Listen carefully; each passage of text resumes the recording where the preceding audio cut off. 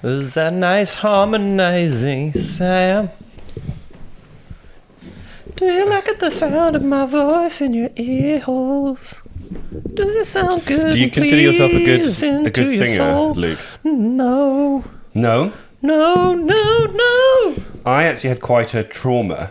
Why? Around my singing, which is that I was in a local choir from ages 8 to 10. By your own, you wanted to be there. It was very heavily encouraged by my mother. And Sam always pleases his mother. That's one of Sam's top 5 rules. And I think I had a sort of decent time. And then I went to a secondary school, and the secondary school had a choir.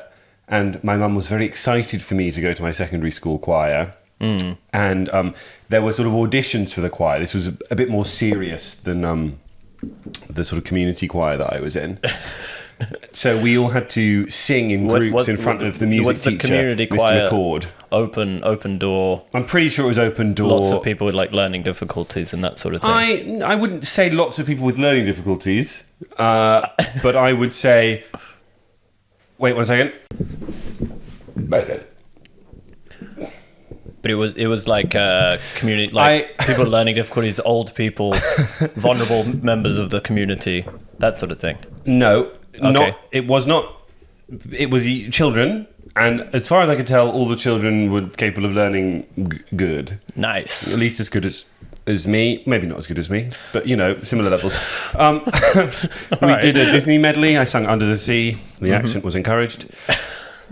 I then applied for my school choir, and I was like, man, I'm climbing up in the world, and I didn't get into the school choir. They were like, no, thank you. Was that like one of the X Factor contestants when they're like, I know I'm a star? Well, because their family said they're great, and they realise that they don't have the ability on live TV. That is so baffling. I remember watching X Factor and stuff as a kid, and just seeing wave after wave of these people who could not sing. And I think that's the first time I became aware of like the lack of self-awareness of people. Yeah. It was so shocking to me to see all these people from the community choir. All these people from the community choir that I'd been singing with. I got rejected by the choir, and I was like, no big deal. This is fine. I told my mum. My mum, not happy. Not happy. Angry. To the extent... she really wanted me to be in the choir. She was in a choir herself. I think she liked the idea of her son being a beautiful little choir boy. So she wrote a letter to the school. Oh no. Oh no. To say hello. That is a bad parent move. Please reconsider Sam's entry to the choir. Yeah, he has a lovely voice. This is literally like You've clearly made a mistake. Simon Cowell, you don't understand. Yeah. The singer's mum walks in and goes, You don't say that to my daughter. Daughter's a star. My daughter is star. You'll rue the day. You don't know what you're talking about, Louis Walsh. So my mum sent this letter. What do you think the school's response was? Okay, we could put him in the choir. The school's response was that, you're right, Sam does have a nice voice, but we have a lot of people with similar voices in the choir already, and we need a variety of different voices. Therefore, we will be upholding our decision to not allow Sam to be in the choir. Wow, you got diversitied. You weren't diverse enough. I believe... Vocally diverse. What I believe, Luke, is I was not good enough at singing. Well, I didn't want to break that to you. I didn't want you to go in a mad rage and beat me up. Yes. And the school was like, I hope Sam can visit his old family dog who's living on a farm far away. Yes, thank you. I will sing a song with him. Well, we had the opposite experiences. Yeah. Because I also I was made to. You were too good at singing. No. Like, you were. There was like a Billy Elliot. There's sort of. You had this thing where you were like rapping with the kids outside, and the music teacher was like, "Hey, this kid's got rhythm." And they were like, "Hey, could you come sing me Away in a Manger?" And you were like, "No way, dude, I'm in a gang." Yeah, And then they caught you singing in the toilets, and they were like he's "This beautiful. guy's a star." Yeah. I imagine. I've not seen High School Musical, but I imagine this is precisely the plot to High School Musical. Yeah, why not? That's a good plot. Isn't it also the plot to what's that Maths one with Matt Damon? Maths. Oh, Good Will Hunting. Yeah, it's kind of the same, like the it? janitor. But with music. Yeah. No, it wasn't quite like that. I was terrible at singing. Okay. And I hated singing. Right. And I didn't want to do music, and I didn't ever take the thing seriously. Mm-hmm. And the music teacher interpreted it that I had musical talent, but I had low self-esteem. So he was like, if I put him in the choir, right, he will find his thing. But I actually was just bad and angry that I was being made to do this thing I didn't want to do. So and then I had to do all the rehearsals for 6 months for this thing called Belshazzar's Feast. And I was like, not even singing in the thing. I was like, just let me fucking go. I did all the rehearsals. You had to do after school. Yeah. And you got detention if you didn't go. Right. So I was furious. And then when it came to the day before the performance, they were like, actually, Luke, we think you're probably not putting your heart and soul into this, so you won't be in the show. Oh, man. And I was like, you fucking pricks. I've been telling you this for ages. I don't want to be here. I don't even have the skills. Why did your music teacher misinterpret your statement of "I am bad at singing" to be that of someone very good at singing with low self-esteem? Well, he didn't think I don't know if he thought I was good at singing, but there was like a thing where you had to like do, you had to write your own, like on the music sheet, you had to write your own, like, I don't know what the fuck you call it, like tune? I don't know, you had to write your own thing. And you had to write a piece of music? Yeah, but I stole mine. Okay. I just copied and pasted something of Kanye West and put it on the thing, and he was like, "This is amazing." Oh my god! So he thought you were a prodigy. I guess, yeah. And I was just like, "What?" And like, I literally just copied it out note for note. And he was like, "This is actually really good." And then he thought I was good at music from then. Right. And I never had the heart to tell him. And it really fucked me over because I hated music. I didn't want to be there at all. I also briefly thought I was a musical prodigy because in one music lesson they taught us chords, and they were like, write a song using these different chords on the piano, on the keyboard. And just like very, very simple stuff. And I wrote this thing and it went like dun dun dun dun dun dun dun dun dun, or something like that. Well, it was almost exactly like that. And I was like, wow, this is beautiful. This is amazing. I can't believe this. And the teacher was like, oh, we were going to play our pieces to the class. I was like, this is my piece. Everyone listen. And I played it. And then I got to the end and one guy was like, yeah, that's the theme tune to Futurama. And I just slightly slowed down and entirely stolen the theme tune to Futurama. Futurama is a banger, though. Good show. And soundtrack. Good song. The opening thing's a good song, yeah. yeah. It's a good song. I know. So really, it was quite impressive of me to recreate that. That song. Anywho. The musical trauma. We got loads of movies to talk about. We got loads of movies to talk about. All new, fresh, hot, piping, steaming movies. Ouch, I burnt myself on that movie. Today, our main movie review is going to be Final Destination, Bloodlines. Spoilers, everyone dies. Well, maybe not everyone. Maybe loads of not people die. Everyone. I think we probably shouldn't get into the habit of going, spoilers, and then spoil the film immediately. Because, like, it doesn't... you can't... You have to have a block of time for the listener. Spoilers, some people die. Yeah. Genuinely... Maybe not everyone dies. I mean, it's a Final Destination film, so you know basically everyone is going to die, but maybe not everyone. Right, it's a movie about how you get there. Some people don't. We'll get there later. Yeah. We've also seen some other fit new films. Good One, The Surfer, Hallow Road. Yes.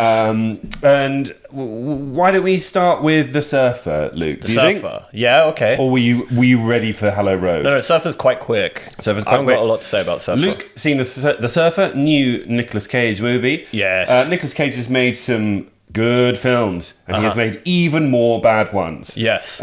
Which of those categories does The Surfer fall in, and what's it about? This is a Nicolas Cage movie. Yes. It's very Nicolas Cage. It's very much a Nicolas Cage movie. I would say it's a middle-of-the-road Nicolas Cage movie. Okay. But not a bad one. Right. But not a great one. What is the premise? It's a crazy one. It's Nicolas Cage going crazy. Having a breakdown, being a weirdo. The premise is Nicolas Cage wants to go surfing with his boy on this beach in Australia.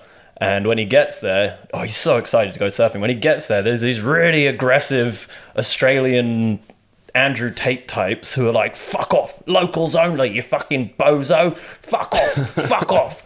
And they like beat them up, and then Nicolas Cage is like, I'm not leaving, I'm going to stay here till you let me on the beach. And he's there for about 2 days and gets heat stroke and goes completely fucking mad. Wow. And it's all psychedelically shot, and it's him just trying to get on those fucking waves. So it's not like... It's interesting, right? Because this at first sounds like it might be the plot of like a revenge thriller. In very similar way that Pig, another Nicolas Cage film, feels like when you hear it and start watching it, it feels like it might turn into a sort of John Wick-esque revenge thriller. But from your description, although correct me if I'm wrong, sounds like maybe it's more a kind of... It turns into like a sort of weird existential drama thing. Kind of, yeah. I did think it was going to be a straightforward revenge film. It's not really a revenge film. It's kind of an exploration of masculinity, I guess, and belonging. Okay. But not in a deep way. I'd say in a very Nicolas Cage, the heat going... It's very trippily shot. So it's like there's lots of like trippy tricks with the camera, lots of colors and stuff. But it's he's getting terrorized by these guys in the beach relentlessly, and he's basically going mad. And I don't want to... Is the terrorization believable? Is it very sort of over the top and silly? It's pretty over. I mean, they're gaslighting him to the point he believes he's a homeless man. And he never, he was like a billionaire at the beginning, and he never really had bought property on this beach. And he's like, oh my God, maybe I'm a homeless man. Right. I don't know. And you actually don't know in the movie whether it's what's going on, whether he's lost his mind, or whether he's just being gaslit. I think this sounds quite sort of fun and interesting. The movie we reviewed last week, Bird Eater, was sort of supposed to be an exploration of masculinity, and I wasn't totally on board with that. Was this a more successful exploration of toxic masculinity? What the fuck happened in Bird Eater? Bird Eater, it was so unmemorable, would have forgotten it if I hadn't just been editing the podcast. Bird Eater was the Buck-Do, the Buck's Holiday. Oh, no, way better than that. Way better than that. Yeah. I forgot about that movie. That movie sucked, yeah. This one's actually fun. Okay. This is fun. And it's like, the characters are over the top. It is Nicolas Cage, so it's like, it's fun. I'd say it's like quite toned down for a Nicolas Cage movie, but there are some bits where there's like some proper Nicolas Cage shenanigans that you're like, maybe this is a bit of a spoiler, but highlight of the film is he uses a rat as a weapon, a dead moldy rat, which is hilarious. And he's like, eat the rat, eat the rat. And the guy's like, ah. It's awesome. Nice. Yeah. Right. So you'd recommend it. I mean, you said you would said it wasn't great. Is it just what no. What let the film down for I'd say if you're a big fan of Nicolas Cage, there's more Nicolas Cagey movies of this variety. Like, it's nowhere near as crazy as like Mandy. But it's got a similar trippy feel, but it's a lot more grounded than something like Mandy is. Which, I mean, Mandy, admittedly, is probably one of the most insane movies. Yeah, Mandy's pretty wacky. But I'd say people who like Nicolas Cage and like him in that role as a wacky, crazy guy, you could get crazy at Cage, but he's pretty crazy in this. Okay, so it's one of them ones. Just a solid entry into the Cage. I'd say verse. a decent one, yeah. And does it have anything interesting to say? It's got a few interesting insights about masculinity, I guess, but I wouldn't say it's... I just think it's quite funny that like he's being bullied by these hyper masculine Australians, but Nicolas Cage is, I think, actually tries to be quite sort of masculine in the movies himself. He's been in like action movies and shit, yeah. Well, yeah, of course, but he's like... even though he's, I think, probably to a lot of audiences, a fairly, no offense to Nicolas Cage, but ridiculous figure. How dare you? I think he probably still sees himself and often chooses roles. Not always, like Dream Scenario, he very much didn't, but that was like quite a left turn for him, where he was a sort of weak little cut guy. If I think of him as in like, I don't know, Pig and Mandy and things like other recent stuff he's done, he's quite sort of he's a one-man army. Gruff and... Yeah. But he's blokey in this, but just maybe is mildly more sensitive than he's more than the Beach Bogans. Yeah, I'd say he'd be a victim in this more than he's an avenger, but he does definitely do a bit of avenging. Right. Yeah, I'd say he comes across pretty masculine by the end. Yeah. Yeah. Nice. But it's hilarious because he's just obsessed with surfing. So like the whole movie is he's trying to get to this beach, and then he's got to get into this group of, he's got to win over the ultra masculine guys, and then at the end he's just like, I just want to go surfing. Come on, just let me go. Sounds like at the beginning he's like, I just want to go surfing. Sounds like the whole film. In the middle, there's a big meandering thing that's not about him going surfing. Right. But he does just want to go surfing. Well, I hope, and don't tell me, but I hope he gets to go surfing at the end. It sounds like recommend for Cage fans, and probably not massively worth the time of non-Cage fans. If you're not into Cage, you probably won't like it. It's very weird that, like... Do you like Cage? I like Cage a lot. I do like Nicolas Cage, but it's totally bizarre that an actor who is in films made by entirely different people is sort of considered his own genre of movie. Yeah. In a way, he's so this movie 100% wouldn't work without him. Yeah, there's something so weird about that. Like, you know, you could be like, I love Leonardo DiCaprio or Jack Nicholson or Meryl Streep, but you couldn't be like, oh, there's such thing as a Leonardo DiCaprio film. Yeah, it's so true. Right? You get that with like sort of B-movie action stars. You might be like, there's such a thing as a Jason Statham film, or there's such a thing as a Vin Diesel film, or you know, say Jason Statham's got the same kind of, you know what you're going in, but Nicolas Cage weirdly has range. But Nicolas Cage, he can do some like really he's not serious doing acting. Like action films most of the time. He's not doing like a certain type of film necessarily. Like he'll sometimes do kind of action films, he'll sometimes do more dramas. Like the only thing that kind of connects them is like his weird vibe. Do you think that's is that because he's good at acting or because he's really bad at acting?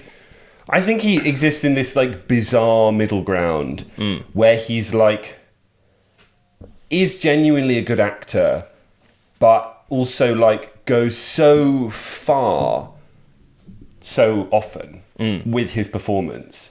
It goes so over the top that he often like stands out, and it's kind of like cheesy and sort of takes you out of it, but in a way that like if you're expecting it is quite fun. It's interesting he's like a leading man in some, because I say Christopher Walken's got a similar sort of, he's just got a presence that's always really powerful, but he doesn't often lead movies. He's like a cameo almost, or like and everyone's happy when he's there, but he doesn't tend to take over the whole movie, whereas Cage is literally front and center.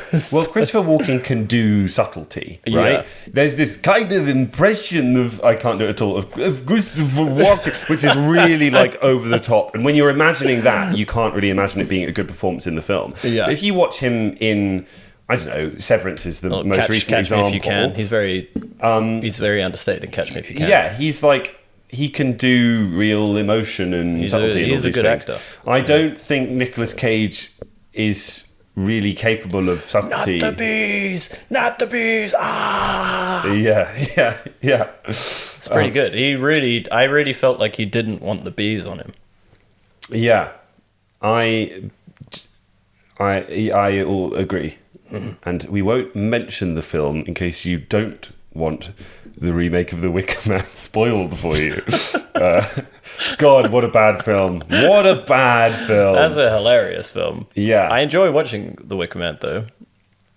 I think that's How to get burned? How to get burned? How to get burned? And I they just think- karate kicks that even though that's a terrible film and was very unsuccessful, I think that's really fundamental in sort of understanding the like perception of Nicolas Cage as an actor. Like that. It's the heart of Cage, is that movie. Yeah, it feels like that was maybe his transition from like when he was doing like Con Air and Face Off, and is he even Face Off? Yeah.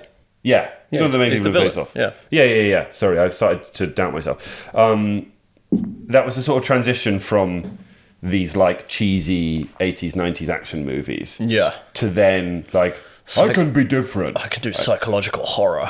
Yeah, psychological horror and who knows what else. Nice. I probably won't watch The Surfer, but I'm glad that it was decent. It was alright, yeah.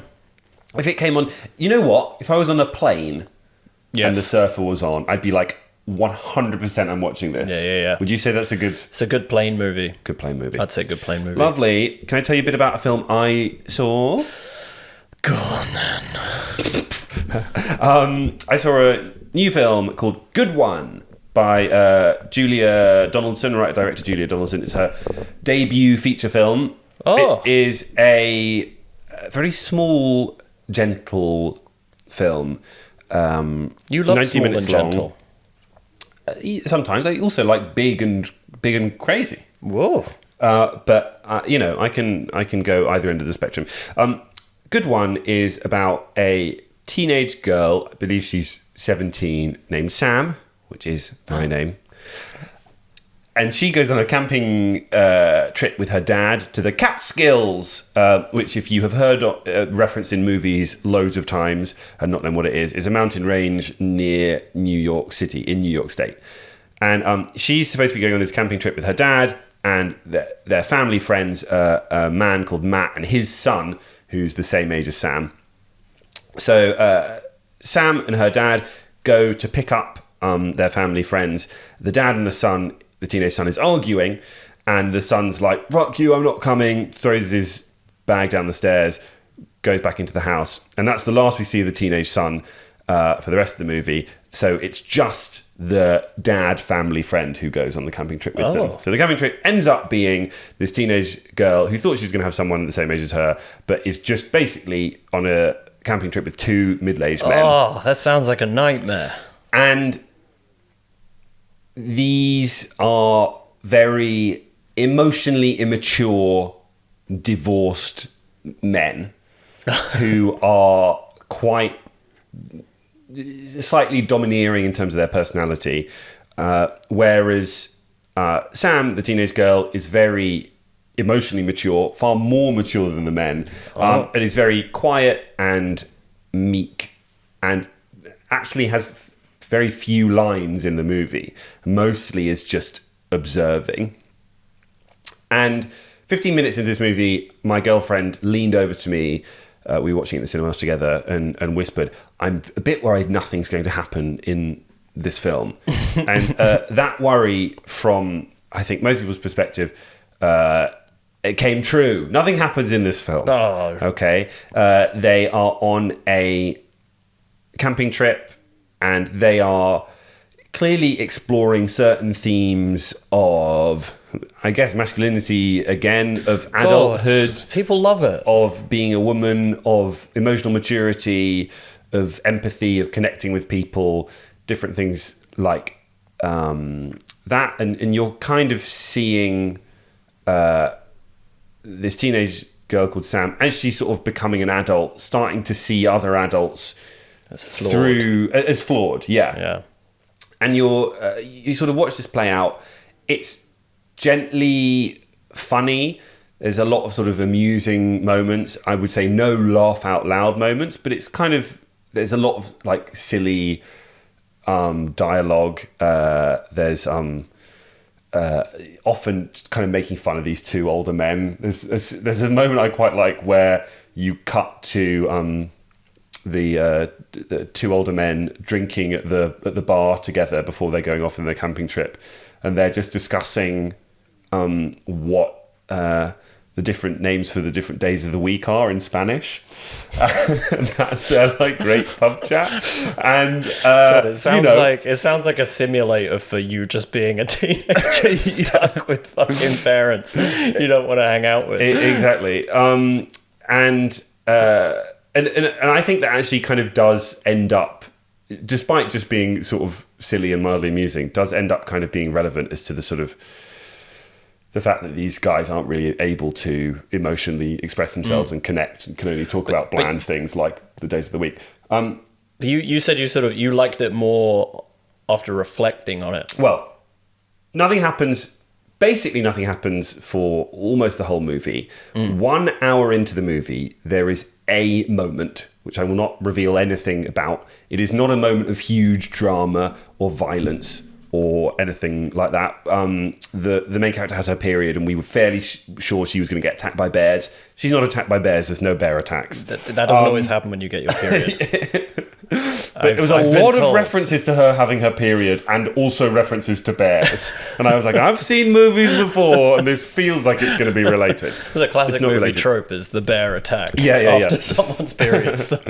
Anyway, an hour into the movie, there is a small moment, an interaction between the teenage girl and one of the men she's on holiday with, that you are like, oh, that's what the movie is about, and that's what it's all been leading up to. There's also another small moment sort of 10 minutes after that, which is kind of the other key moment in the film, and I won't reveal either of them. They're both related, and you kind of realize the whole movie has been like exploring their relationship so that they could show you this moment, and you could reflect on what it means and how it would feel as a viewer. And it's looking at things like what it's like being a woman and dealing with bears, emotionally immature men. And I don't want to, and bears, no bears. I don't want to go into it too much because I think it's probably the content in many ways is so sort of small. I feel like to give it away, I'd be like, well, don't need to watch it now. Although that's probably not true. Anyway, but you liked it. You thought it was a good movie. At the end of the movie, I was like, this was good. And at the time, I was like, but, not that exciting, not that much happened. Maybe it could have just been a short film and got the same message across. And although maybe there's some truth to that, after talking to my girlfriend Laura about it, chatting about all these different interactions that they were having, and really thinking about it, it really actually like gave me a lot to think about, and I think is very smart and subtle and mature filmmaking. So my estimations of it have gone up in the last day. I watched it yesterday, and I ended up really enjoying it. And it just like, I don't know, just to give you an example of a tiny moment that kind of I dwelled on, is like the girl's father is sort of engaging her throughout the holiday, but not on the deepest of levels. And towards the end of the movie, he's like, oh, why don't you tell me what's happening in school? And she's been feeling sort of neglected and ignored throughout the movie. So when he finally does sort of ask her a question about her life, she's like, oh, I don't really want to talk about it. And the dad's like, God, it's like squeezing water out of a stone. Oh, man. And it's just so like, he's like, well, I tried.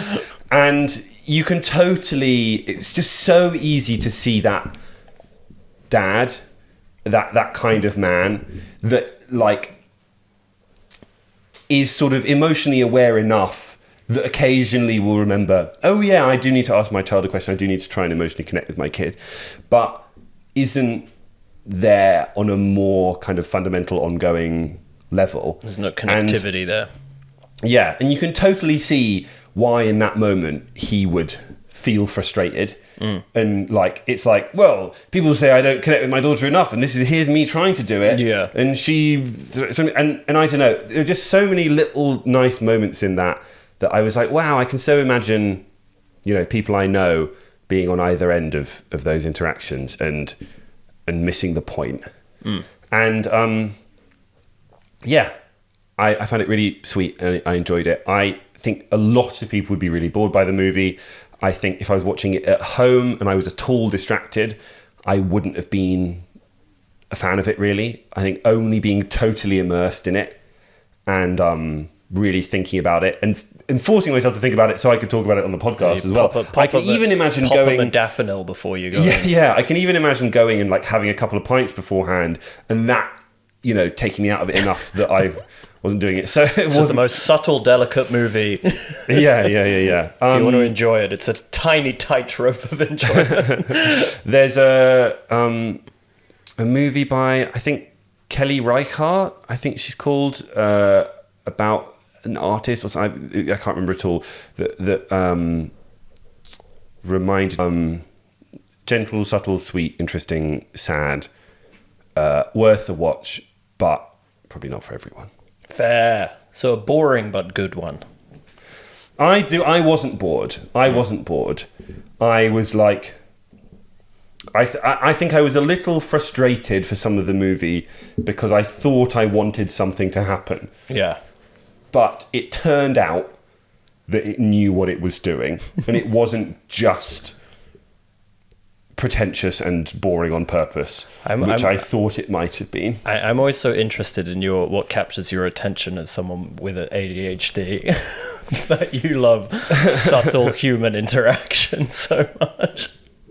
Yeah, I don't know. There's something... You hyper-focus into... Well, you know what? I think, like, oftentimes when something is, like, big, it's so obviously trying to get your attention. If I think about a Marvel movie, it's like, look, big explosions.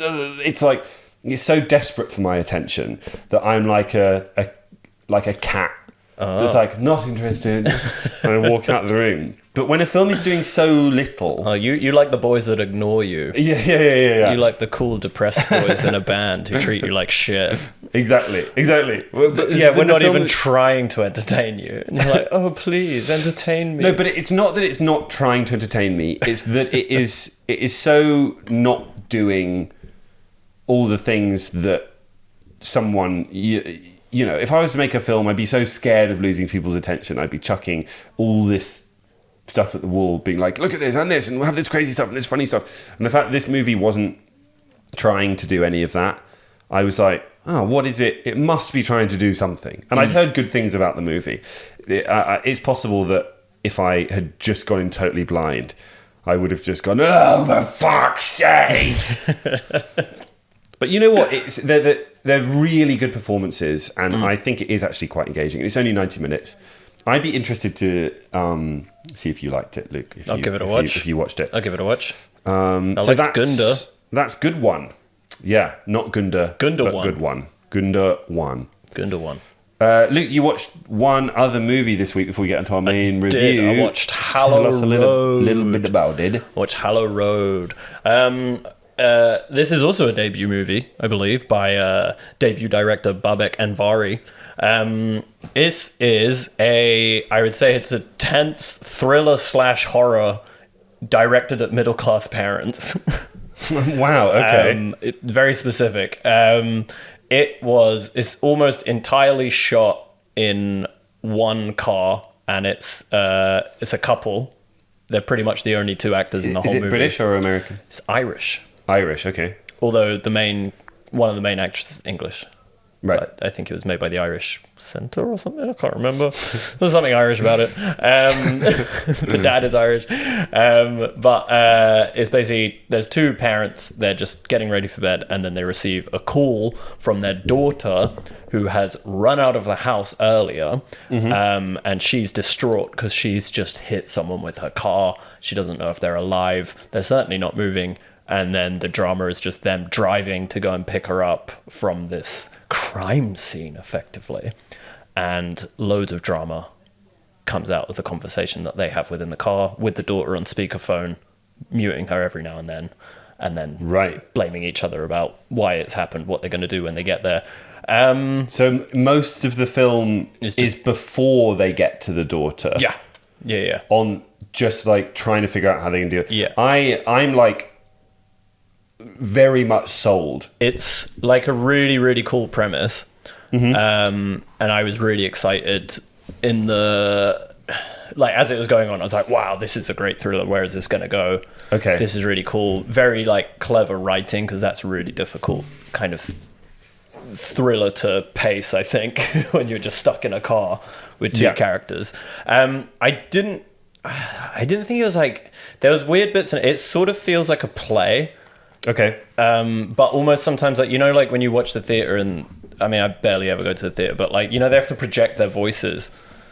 Sometimes, like, for some reason, I felt like Rosamund Pike, who was the female lead, was like incredible, like really, really good performance. But I felt like the dad sometimes was sort of, it just felt like he was in a movie at points. It like pulled me out, which is really difficult when there's only two actors. So it was a bit distracting for me on that. I think that can occasionally happen. That's a sort of British school of acting thing where acting schools in the UK, my understanding is that they're more trained around kind of theatre and Shakespeare and that kind of thing. I couldn't and put American actors are, you know, it's all about the movies, so they're trained in a kind of subtler way. Yeah. Whereas British actors are more likely to project. It literally felt like that, and it was like kind of off-putting to me because also paired with Rosamund Pike, who was like absolutely sort of subtle but felt realistic and didn't feel like there was this sort of theatricality to it. Right. I found it kind of jarring. Yeah, I notice it in TV shows a lot more than I notice it in movies. If you look at like prestige TV in America, Succession and White Lotus and things like that, like the performances are so good. If you look at a lot of kind of primetime dramas on BBC and ITV, I often find that the performances are not bad, but are a little naff. Yeah, it's a little sort of cheesy. Like, she's doing what on the motorway? And you're like, what? What? Can you hear me up there? Can you hear me from the balcony, guys? Yeah, and like the whole way through the movie, I was like, what is it? Because you're so right. I've experienced it in a lot in like BBC dramas, and I'm like, why is this annoying me? Okay. And it just doesn't feel smooth. Do you know what I mean? Like, and then I watched like an actually like crap American drama, but the actual flow of the conversation, I was like, this feels so much more real. Okay. Even though the script is more ludicrous. Yeah. But the way these characters are reacting to each other feels... But and then I was like, am I just trained into responding to that kind of... You know, that kind of dialogue or whatever? I don't know. But for me, it was a bit of a problem in this movie because I just sort of felt Rosamund Pike was so believable. And then... not to like shit on the Matthew Rhys's performance. Poor old Matthew. Big thumbs down for Matthew Rhys. Well, no, but it wasn't just him. It was kind of everyone else in the movie. No, I know it's often a weird disconnect, I think, between the director and what people are expecting, rather than that like an actor is bad. But yeah, it sounds interesting because it sounds like it was probably going for quite a naturalistic, like, imagine this is really happening, and not this is not a big crazy Hollywood drama thriller. It's like, let's imagine this is really going on, and that maybe clashed a bit with the sort of unbelievable theatricality of some of the performances. There's also like because I was kind of frustrated as well because it becomes a supernatural thriller. Okay.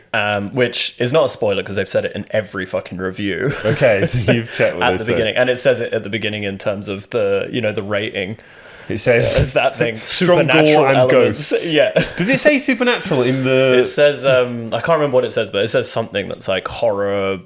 Supernatural horror or something, and I was like, what? You've just changed it. So the whole time I was watching it being like, wait, something weird happens with ghosts. Honestly, I've said this before, I always close my eyes during the BBFC ratings, whatever it's called, because I genuinely think loads of movies are spoiled. It's like when you go and watch a movie called like The Event and then it says rape. Yeah. I wonder who's raping who. What could this event possibly be? Oh man, such a mystery. I guess I'll be in tension the whole time. Yeah. There's just a very minor rape at the beginning, and then the actual event is like a friendly birthday party.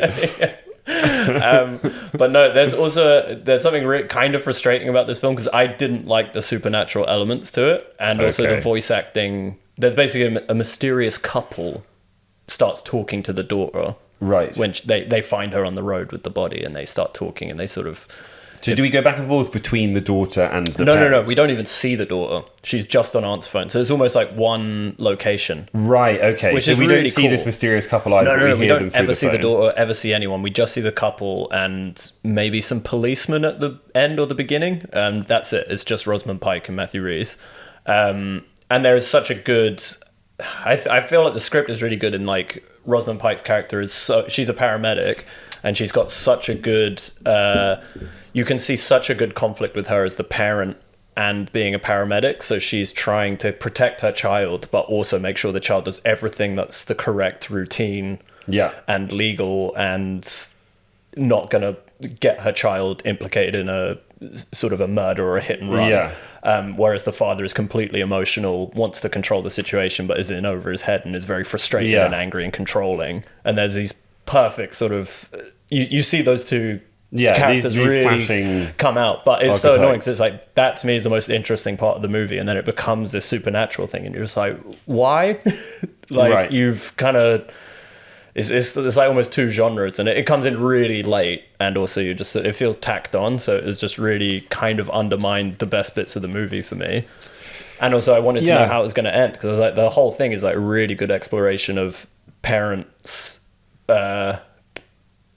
like how far parents go to look after their children, whether it's right to do so, when should they allow their children to be responsible for their own actions. It's so good, and then it doesn't answer any of those questions. Right.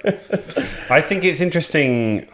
It's always an interesting question from my perspective, like because there's lots of movies that do that, they bring in a supernatural element later, and I think a big part of what makes it work is like, does it feel like the movie has been setting us up for this to happen, or does it feel like they're just like, and now some ghosts are here, and then you're like, oh, okay, fine. I had that I was rolling my eyes at the end, right? Which, oh, that's a shame. No, but it's interesting because I looked at the reviews afterwards, and it's been pretty like, everyone's like, yeah, it's great, but to me it's like, well, I find like a bad ending undermines so much of the good stuff. Yeah, I can't. If a movie ends badly, it ruins it for me totally. Whereas, I mean, you should watch it, see what you think of it. But I found it, I was just a bit like, really, we're going there? Why? And like so unnecessary. Because it's not like, obviously, like there's some really good stuff with horror that you can like exaggerate, I don't know, the feelings of like, like Hereditary is like a big exploration of grief. And then you think, and then there's a huge surprise at the end that they're also being prepped for satanistic rituals or whatever.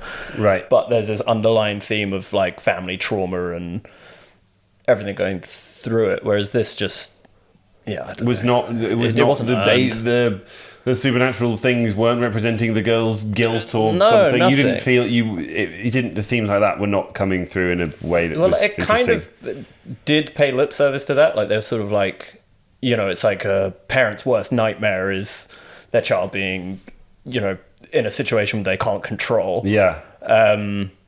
But you're sort of like, the situation's so bad anyway, it doesn't need the stakes to be elevated. You're like, this kid's just killed someone.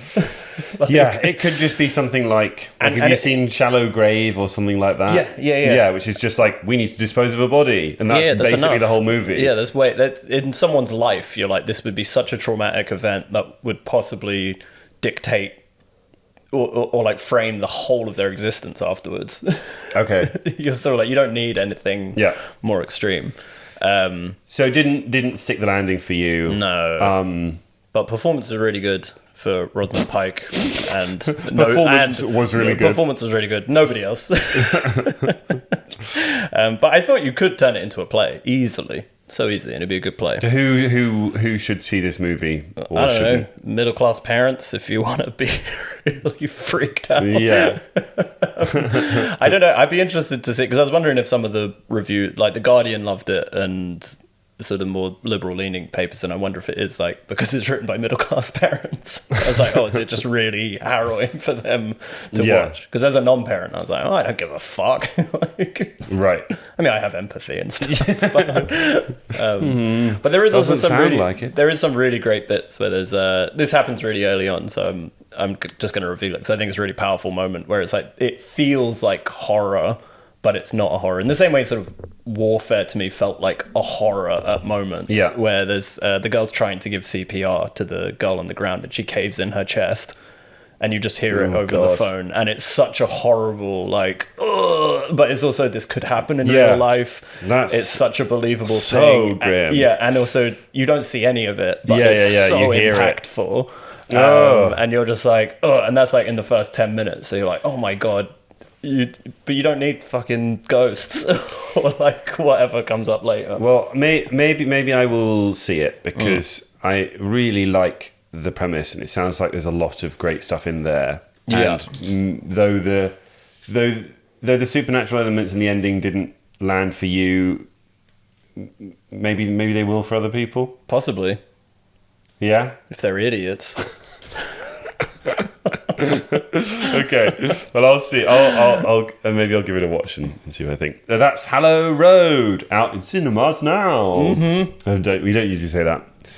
The out in cinemas now bit. It might not even be out in cinemas when you watch this. Yeah. So if based it's on not, our current we're really editing sorry. schedule. Yeah. Okay, should we get to our main review? Hell yeah.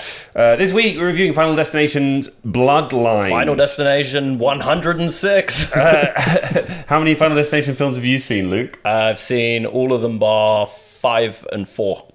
Bar 4 and 5. And this is the 6th one. I think I've seen all of them, but I'm not 100% sure. What has blown my mind is that this movie...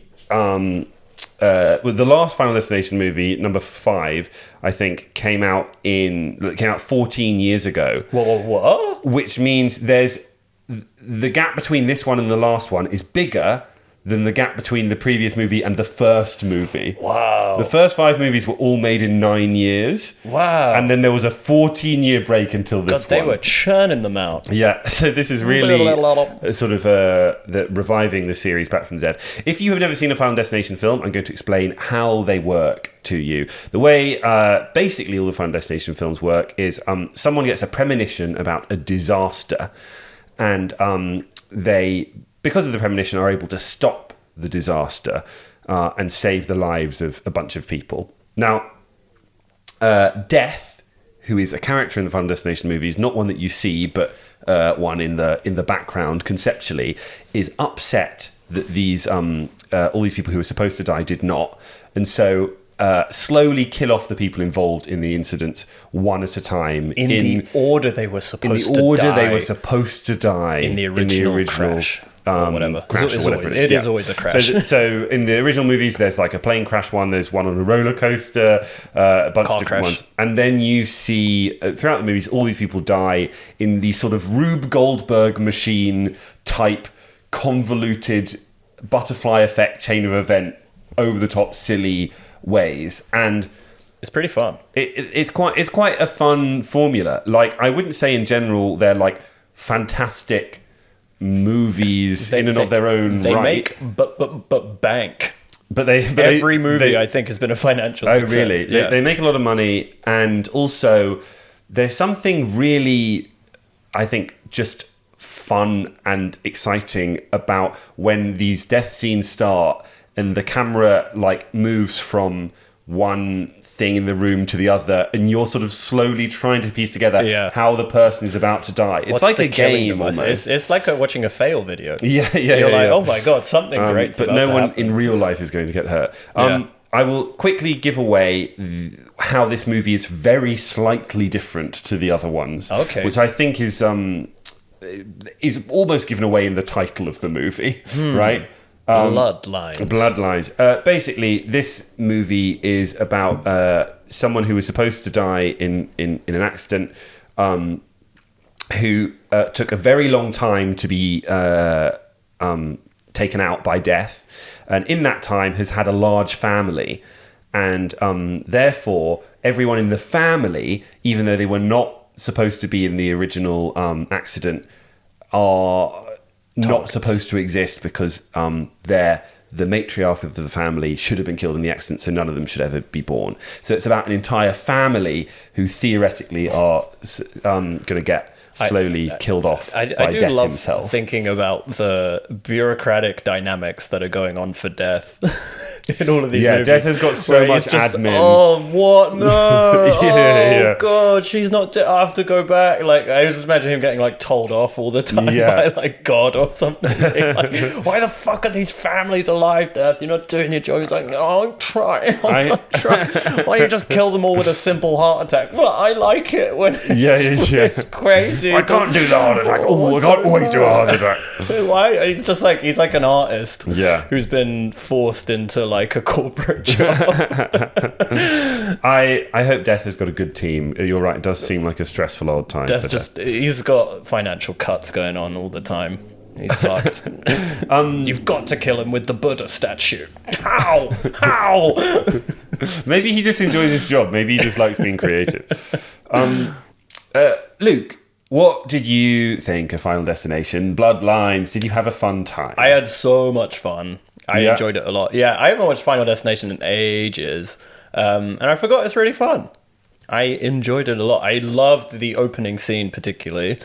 I think the opening 1950s scene opening. I actually will say fantastic. It's the best opening scene of any of the Final Destinations. I think it's probably the best scene of any Final Destinations. Maybe. Possibly, yeah. It was so fun. Because also, I feel like, I remember watching the original Final Destination, which is not actually funny. It's like got a really foreboding, sinister feel to the whole thing, whereas this one's funny. This one's, or it's comical. It's like leaning slightly more towards horror comedy than the earlier films. It's not outrageously funny in any bits, but it does have a playfulness to it, whereas the first one is actually quite like ugh. Like you feel sorry for these kids being like horribly murdered, whereas this was just it's so there's like a chef who's got like a pan on fire and he just wildly dives and it goes in some lady's face and she's just a granny's just running around on fire. The first scene is set in the Skyview restaurant I thought it was 50s, apparently it's 1968. Okay. Which is I don't know if these things, I think I've seen them on films, I don't know how much they exist in real life, but these like restaurants in the sky where there's like a thin kind of stalk which has got the elevator that you go up, and then there's like a wide restaurant, sort imagine like a toadstool shape, and it's like the opening day of this new restaurant and all these people go up there and things go literally so wrong, really bad. It's a bad day for everyone. And but I loved all the like their costumes are all really silly. I loved all the sort of the dated, like it all felt really dated. Oh, it was really the kid the wearing period a giant setting bow tie was really fun. I got to say I was actually disappointed that it wasn't all set in that time period, because also the tone of it was perfect to me. It was so funny and silly, but also like almost the dialogue all sounded so cheesy, but perfectly fit the vibe of it. Where I was like, this is just a really dumb, self-aware movie that is having fun. I agree. It was very cheesy and camp and over the top at the beginning, and I was also disappointed when we had a time jump and I realised it wasn't all going to be set there.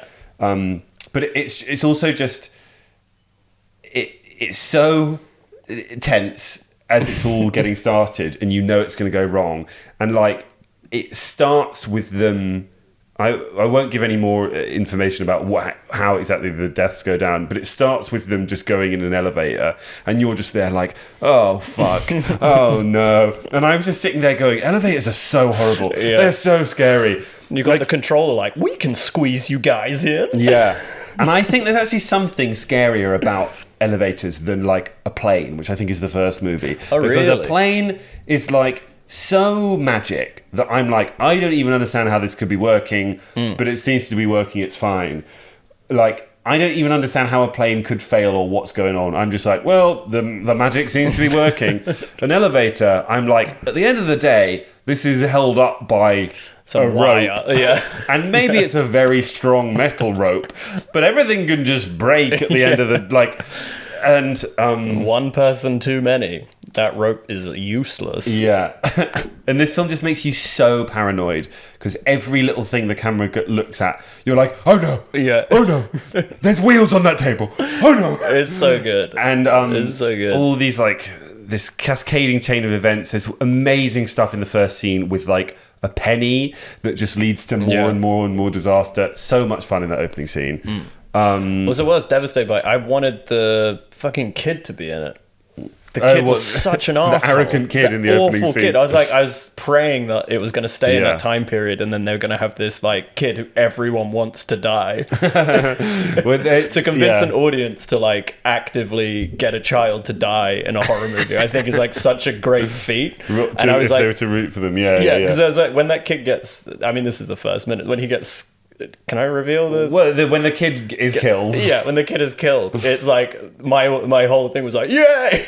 I don't know if I quite cheered for the kid dying, but I just found he's literally skipping with his like, yay! I've made it. There's a great moment where they start evacuating and the kid just like pushed in front of everyone. He's like, out of the way, children first. Like, children, you're not allowed to say that if you're a child. You have to let someone do that for you. I love it. He was everyone fucking hated him.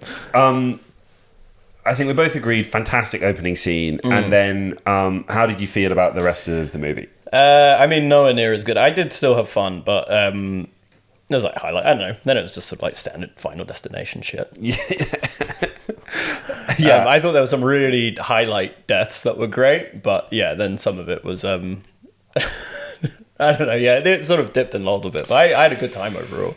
Yeah, I had the lowest expectations. Yeah. I hadn't read any reviews. I didn't realize it had been sort of hyped up as one of the better Final Destination movies. I definitely say it's one of them because I really liked 1 and 2. But I watched them so long ago. I think actually one of the later ones was one of my favourites. I can't remember which one. But yeah, I didn't know anything about it going in. And I thought it added in some extra sort of lore and stuff to keep it fresh, which is always so difficult for these kind of movies. Yeah, I would say my enjoyment dropped quite fairly considerably after the opening scene. Yeah.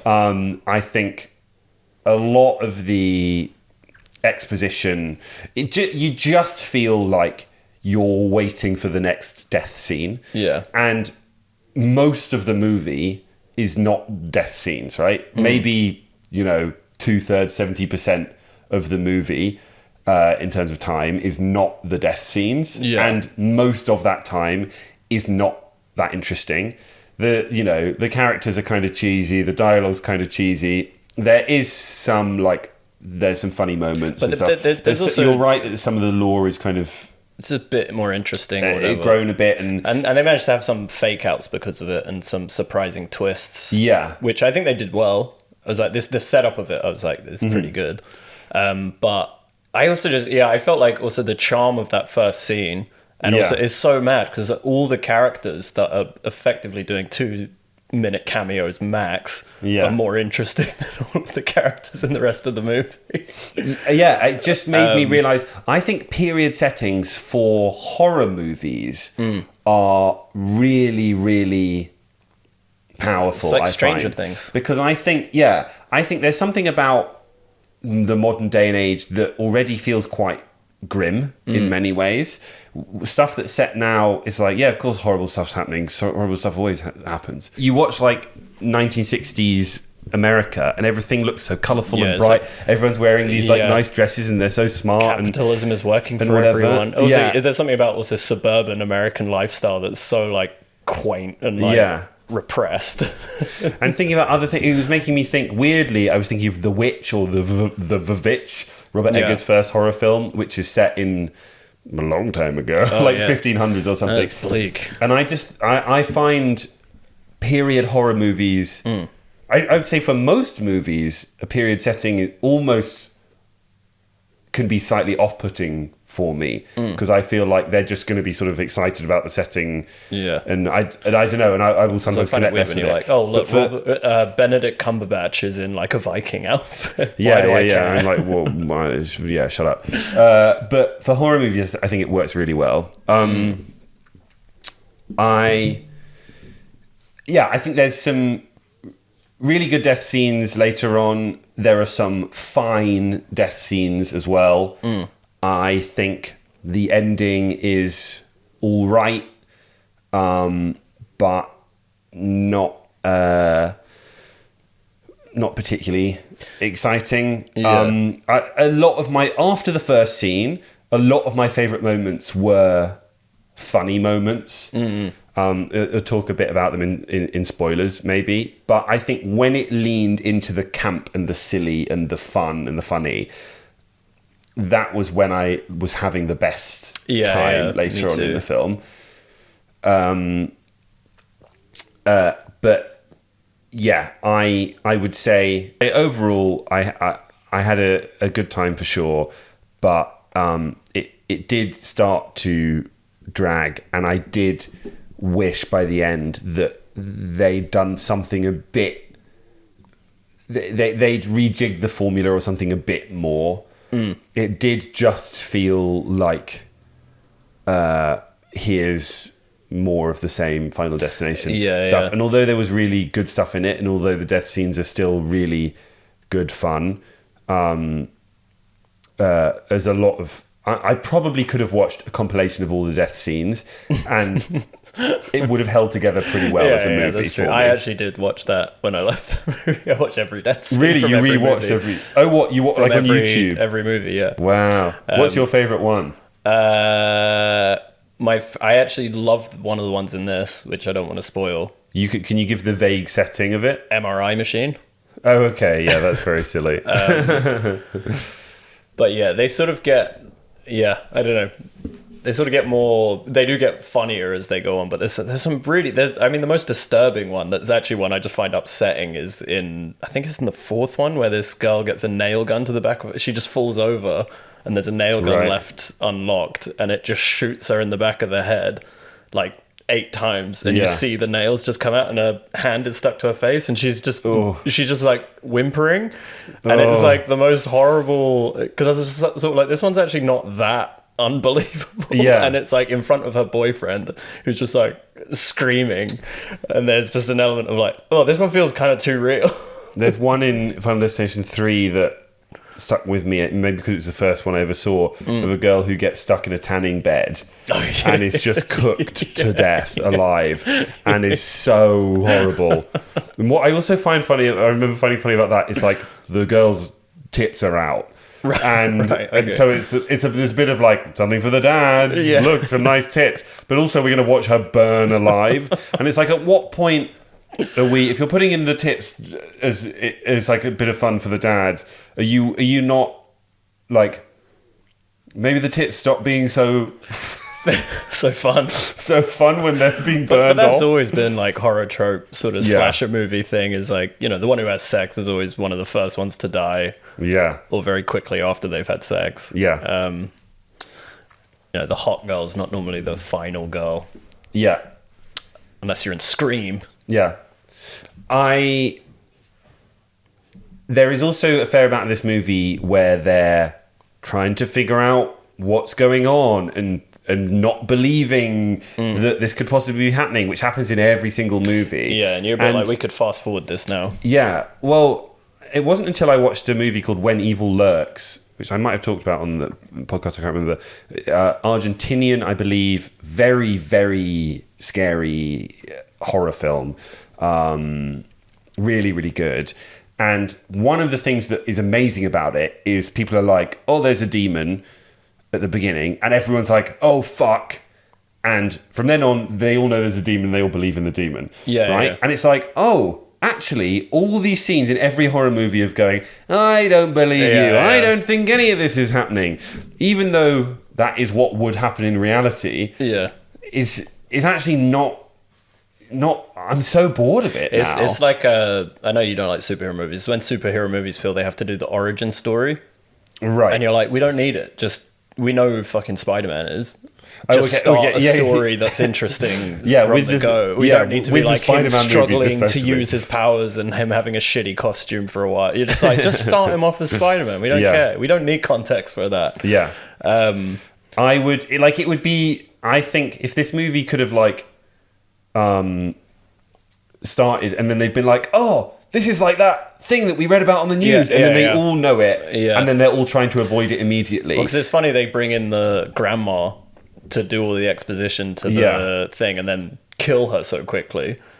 Right. And you were sort of like, all right, well, why don't you just cut this out? Right. Have them believe it, and then just get on with them getting murked. yeah. And I don't know why that's just a sort of tradition in horror movies, or people are like, I think it's I wouldn't believe it if I was in that situation. So they feel like they have to do it. I think it's a safety thing from producers, I reckon. Yeah. They just worry people, and maybe they're worried about it. You know, if you haven't watched it before, they want you to be able to jump in any movie and know what's going on. But I do agree with you. I find it's boring because you're just like, all right, fine, we know what we're going to have to go through. Just start believing it. Yeah. I mean, I think this whole thing's probably a hard problem to fix, right? Because you can't just have an entire movie of like death scene, because you need, I guess, some story, and that's probably also too expensive and complicated. But Final Destination's got such a good... I mean, Final Destination could actually be quite a deep movie if it gets to the whole thing of being like, what's the value of life? Because you've got a whole opportunity for this thing to be like... Because also, it's such a good premise for like a horror movie, which is just the fear of death. And death coming. It's such a great movie monster. And it's... Yeah. Because there's this whole thing of like, they've all saved their lives, but like, they all just live in fear.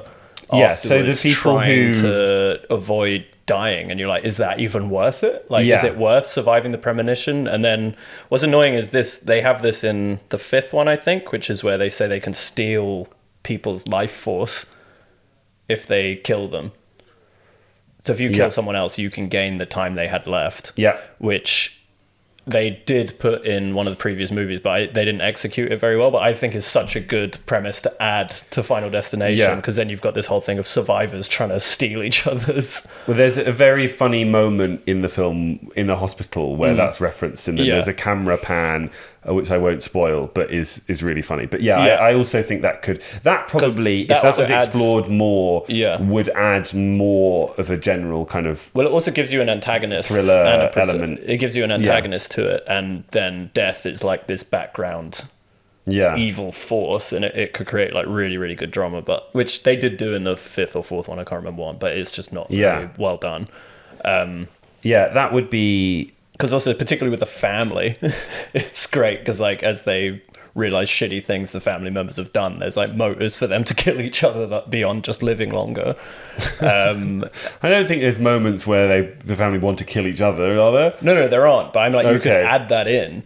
Oh, right. Which would make We're fixing the whole thing. Yeah. Sorry. Also, I did think something that was really funny, which I thought that they were, because they introduced that thing about like you can steal life force, and they have a pet turtle.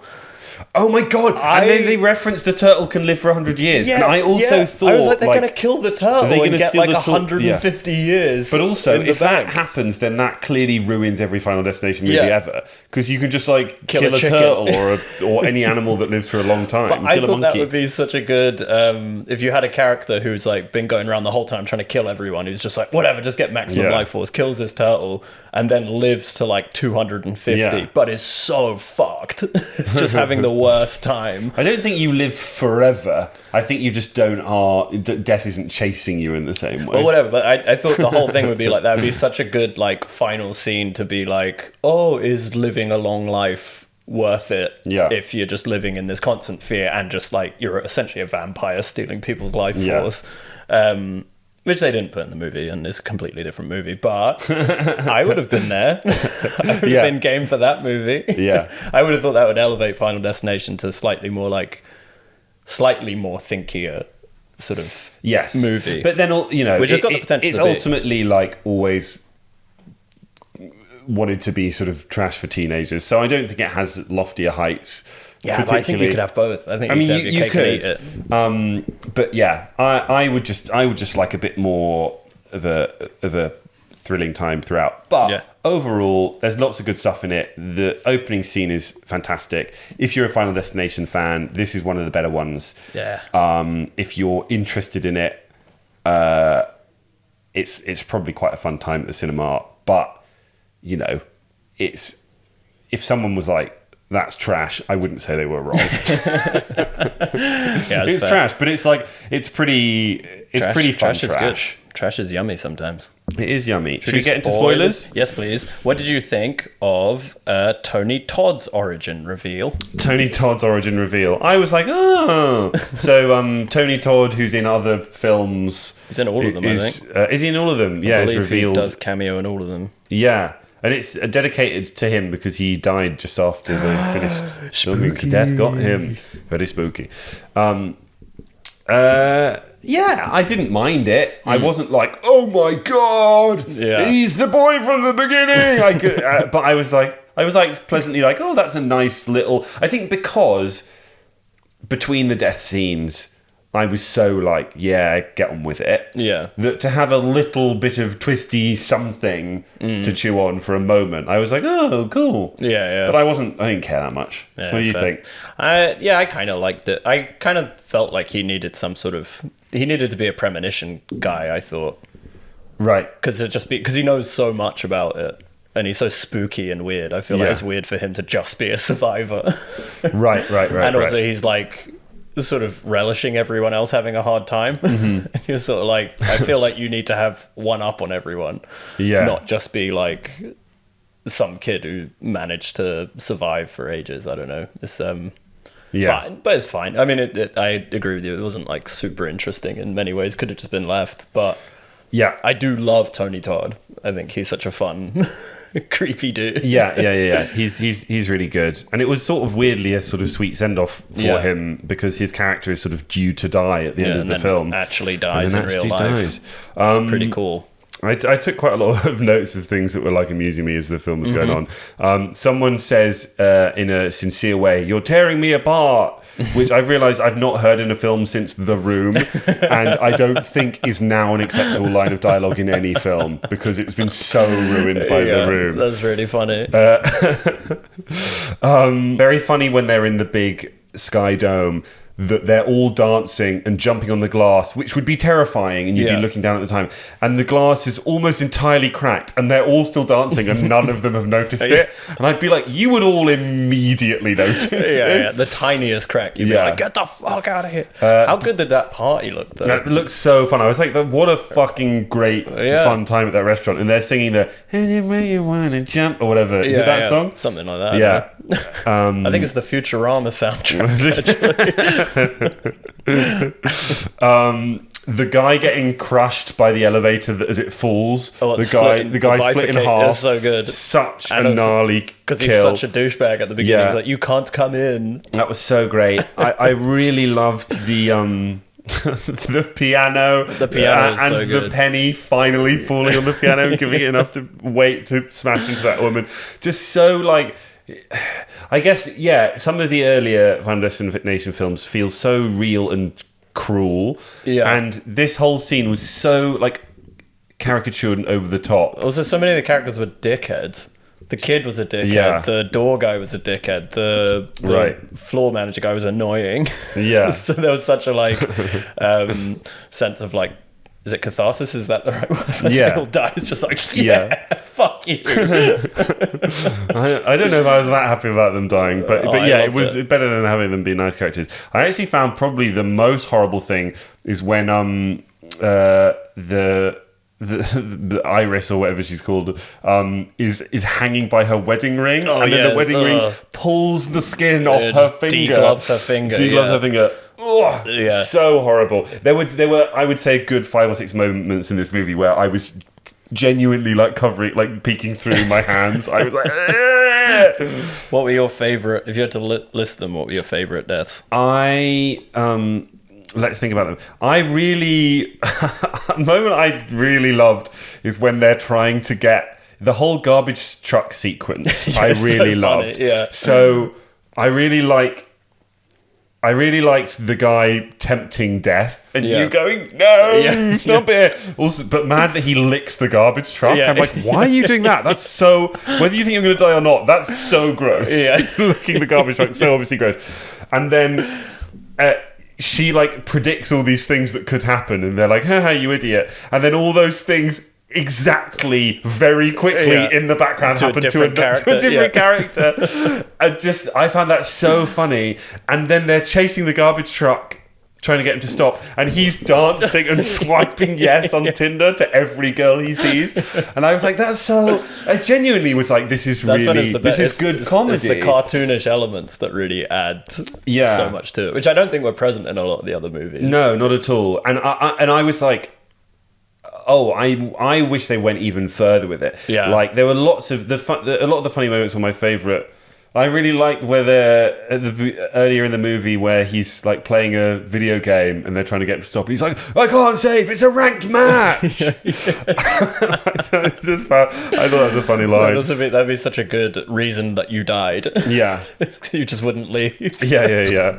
And I think the funniness sort of makes you more forgiving of the quite bad B-movie dialogue. Well, it's a bit like the monkey plays that really well, doesn't it? Yeah, the monkey's just very silly with it. Yeah. Like, for example, when the girl's like, I'm having these terrible nightmares, they're ruining my life. And the roommate's like, well, fuck off or I'll kill you myself. I'm like, that's the most horrible thing. Yeah. That's so horrible. It's so outrageous. It's great. Yeah, you kind of want more characters like that. But I think that's just why the first scene just works so well. It's because all the characters are absurd. Yeah. Why not? All of you die. And then like the main character is so like sort of sweet and like ridiculously like idealized. And you're like, oh yeah, that's the hero. I actually found more so than the actual death itself. I found the shard of glass in the lemonade ice, so good. Really, like, I love grim. And then they kept showing, you didn't know who had it, and they kept showing people just crunching down on the ice. And I was going, no! And then one girl like starts choking, and then she just turns out she swallowed a fly. And then they show you it's in one guy's glass. He drops it out the glass. You're like, where? The whole thing is like a fucking prick tease, where it's like, are they gonna die? I did laugh out loud when the lawnmower happened, when he steps on the glass and he's like, oh, I'm fine. And then a lawnmower crushes his face. Fucking rinses his face. Also, I did love how quickly, which again was like really good cut, I thought, was so many characters died and then they immediately cut to their coffin. Yeah. And then they're just all at the thing like, oh, bloody hell. Yeah. Which I thought they really should have doubled down on. And that's why I liked less the like, you need to stop with all these crazy conspiracy theories, because that's when it felt like it was like, okay, but we got to be serious now. And it's like, no, you don't have to be serious. The serious bits are just making it more boring and stretching it out. Slowing it down. Even more glaring when there are these great peaks of like fun stuff. I really loved the septum piercing getting caught in the chain on the fan in the tattoo parlor. I was like, oh, it's so grim. And like, I don't know how it actually works, whether you could just unscrew it or something, but I was just like, and just watching him stand up on his tiptoes, I was like, I'm surprised this hasn't been in a previous one. It feels so obvious somehow. I was then really annoyed that it just exploded and then we didn't see him die. And I was like, that was rubbish. And then it turns out he's not dead. And I'm like, oh, they managed to slip in an extra death scene without anyone dying. I liked that a lot. And I also did like the reveal that he wasn't really the son. I thought it was so good, and it enabled that garbage scene to work really well. Yes, really good. That was really smart. I really enjoyed that. I was very excited in the movie at that point. I did the MRI death scene. So ridiculous with all his piercings. That one. I think the one thing for me, I didn't mind it, but I was like, I am almost 100% sure this wouldn't happen. when the MRI is so strong that someone in like the next room over, her lanyard's like floating, and she's just like, this is curious. So funny. It was really silly. I just liked all of his piercings coming. I just thought it was so good the way they showed it under the shirt, ripping out. Yeah. That was such a good like, and it's revealing like, how many he's got at the end. You're like, oh no. This is something I was trying to say earlier, but I can't remember what it was. I really liked in the tattoo scene where he's listening to the heavy metal music and then he plays his like cheesy music instead, and it plays "Can't live if living without you." But whenever I hear that song, I now think, going back to X Factor, of that X Factor audition of the guy going, Kelly,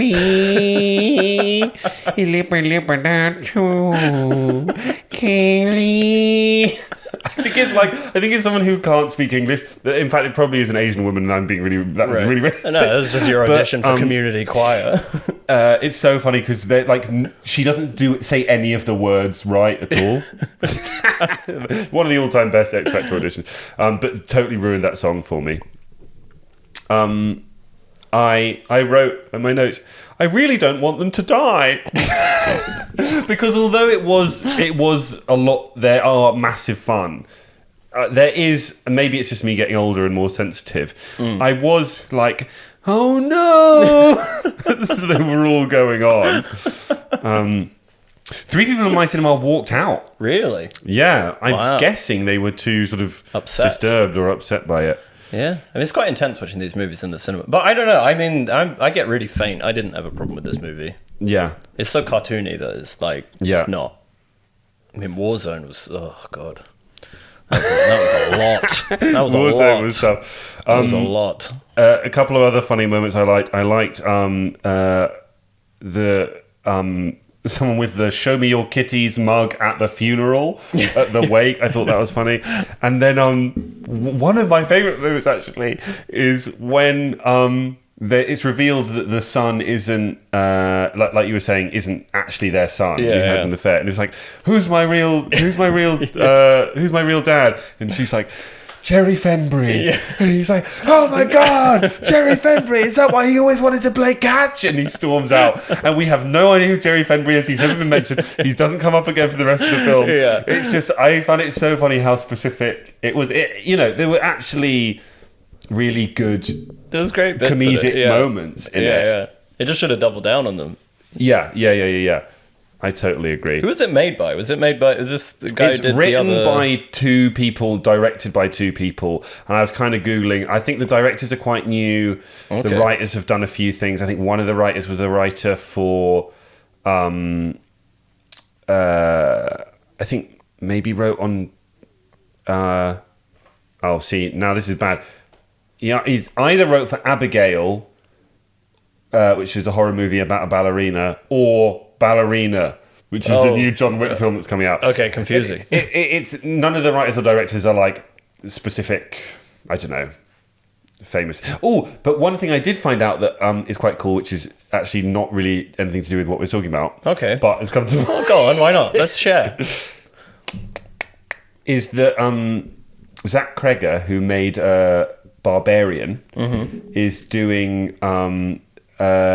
the new reboot of the Resident Evil film franchise. So Resident Evil, which has every film, as far as I know, has been really terrible. Really bad, yeah. Is as with every franchise at the moment, as has happened with Final Destination and is now happening with Resident Evil, they're bringing that back. Wow. But that's quite exciting that they're getting like an actual good... He's got a new movie coming out as well. And he's got a new movie called Weapons, which is looking very exciting. Yes. Right, well, that's the camera dead. Well, let's say we're finished. That's death coming for us. We have reached our final destination. Final destination. I'll just read out my final note. When it's good, it's great. The rest of the time, it's a bit dull. That's pretty much like life, isn't it? There we go. I mean, what I do like about Final Destination is also, like, I don't feel like there's very... Like, as a culture in the West, we're not very good at talking about death in general. Yes. And it's nice to have something that is, like, a cathartic, like, reminder of, like, oh, yeah, we're all going to die, and then, like, making it so silly that it's... Yes. There's something a bit sort of religious to it that I quite like. Yeah. Although I don't know if watching Final Destination movies it's a religious experience. Really count as a sort of seriously thinking of death. Nah, thinking about death. People in the church love it. You were right what you were saying earlier in terms of it is quite interesting the things it's exploring of like what is a full life and what makes life worth living. And these characters who are holed up in a house their whole life to protect themselves from death is like, you know, that's a real thing in the real world, not in the way it happens here. But yeah, it does make you wonder about things. Let's go. Let's go? Let's go. Okay. Live our lives.